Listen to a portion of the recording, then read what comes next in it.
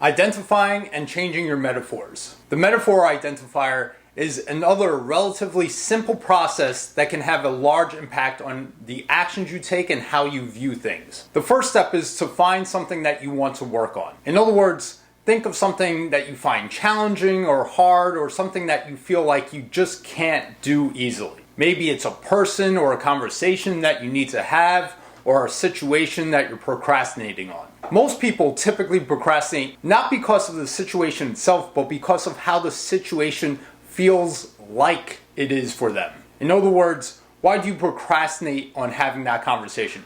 Because it's like it's not going to be worth it, or something that they're envisioning in their head. And by being like something, they are using a metaphor. Because the truth is, if someone said, I'll give you $1 million to have this conversation now, you probably wouldn't procrastinate on it. So the reason why we typically procrastinate or hold off on doing things that we know we should do, and when we hold off on things, even though there's quote unquote no good reason to, it's typically because of how we're seeing it in our head. So the metaphors that we have subconsciously that are holding us back. In other words, the thing seems like it's bigger than it is, which is a metaphor. So for people who procrastinate or hesitate to do things that they know that they should be doing, this is a good tool to use. So if you procrastinate going to the gym or eating healthier or having a hard conversation or talking to your boss about something or talking to a coworker or starting a project that's important to you, this can be a great tool.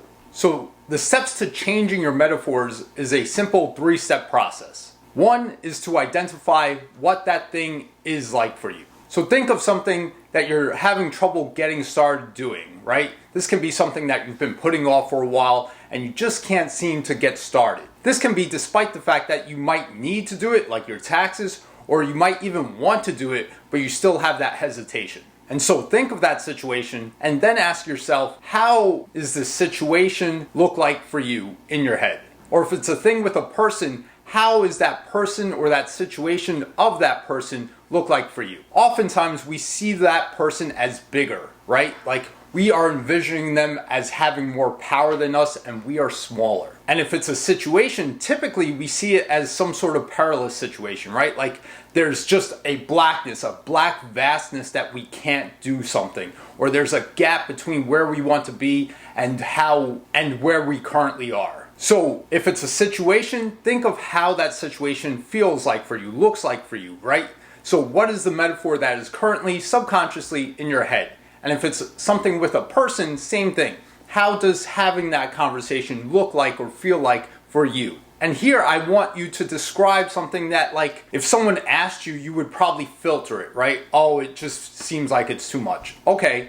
But what does that look like for you actually in your head? When you envision what too much is, what is that like for you? We want something that you can actually draw. So if you were describing it, how would this person draw it? In this way, it's like a waking dream. So here, you're literally describing your quote-unquote dream, which is just the metaphor that you have. 2, then ask yourself, if this were a cartoon and you could change anything about it where you were in control, what would need to change so that you felt good about it? How would you change that image so that it worked out well for you? And how would that picture look like, right?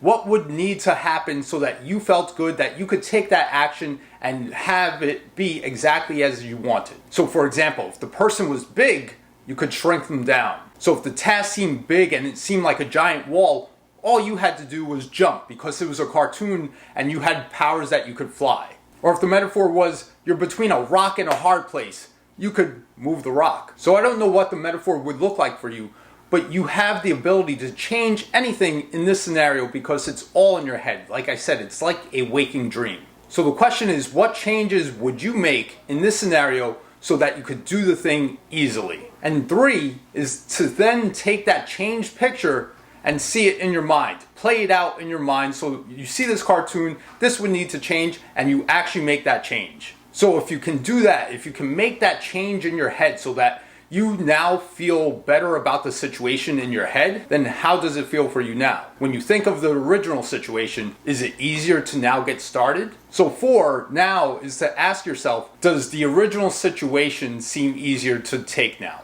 And if not, then usually there's another metaphor underneath. So you would repeat steps 1, 2, and 3 again and get back to this fourth question of, is it now easier to take that action? Because the thing is, you might have multiple layers of metaphors. So for example, you might have a hesitation with having a conversation with a person. Maybe it's your boss, or maybe it's a parent figure, right? And you know you're having this disagreement with this person, so you're hesitating starting this conversation. And so this first layer of the metaphor is you see this person as big and you small. So you shrink them down, you make yourself larger, and you think of the original situation and you still don't feel good about it. And so when you think of that situation, now when you think of the original situation, instead of them being big, you realize it's not only that, but when they talk, it's like they are sending missiles your way. Another metaphor, right? Like them throwing jabs at you every time they say something. So if you see that in your mind's eye, then you go through the steps again. So here, you might change the metaphor from them sending either punches or missiles your way to them sending gifts. Even if they intended them to be weapons, you can see everything they say as gifts because it's in your mind's eye. So you go back to that question, is it now easier to have that conversation? And underneath that, there's another layer. And here, instead of them doing something, you just see a black void.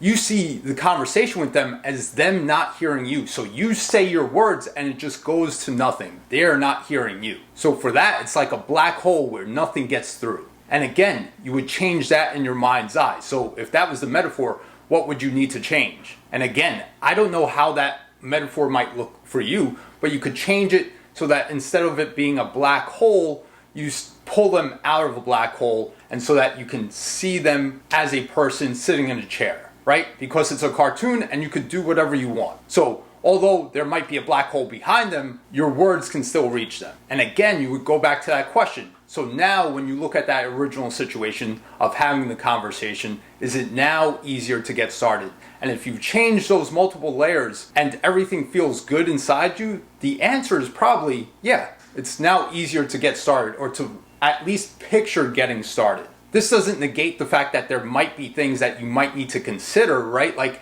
you might need to plan something if it's a meeting with your boss, or you might need to actually consider what you might want to say or practice nonviolent communication or bring other skills to the table. But getting started on it should not scare you.